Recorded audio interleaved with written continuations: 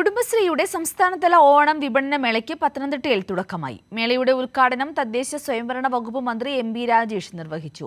50ഓളം കുടുംബശ്രീ സംരംഭകരുടെ വിവിധതരം ഉൽപ്പന്നങ്ങളാണ് ഓണം വിപണന മേളയിൽ ഒരുക്കിയിട്ടുള്ളത്. ഓണവിപണിയിൽ കുടുംബശ്രീയും ഫലപ്രദമായി ഇടപെടുകയാണ്. ഓണത്തിനാവശ്യമായ 100-ൽ-പരം ഉൽപ്പന്നങ്ങളാണ് കുടുംബശ്രീ വിപണനമേളയിൽ പ്രധാനമായും വിൽപ്പന നടത്തുന്നത്. വിവിധതരം ഉപ്പേരി, ശർക്കര വരട്ടി, പച്ചക്കറികൾ, അച്ചാറുകൾ, പായസക്കൂട്ടുകൾ തുടങ്ങി ഓണസദ്യയ്ക്കാവശ്യമായ എല്ലാവിധ സാധനങ്ങളും ന്യായമായ വിലയ്ക്ക് കുടുംബശ്രീ സ്റ്റാളുകൾ വഴി ലഭിക്കും.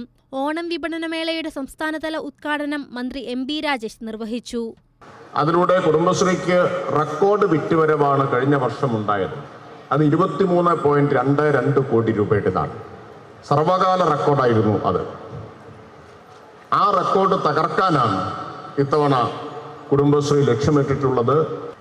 കുടുംബശ്രീയുടെ ഒരു പ്രത്യേകത തൊട്ടതെല്ലാം പൊന്നാക്കി മാറ്റുന്ന മഹാപ്രസ്ഥാനമാണ് കുടുംബശ്രീ എന്നതാണ്.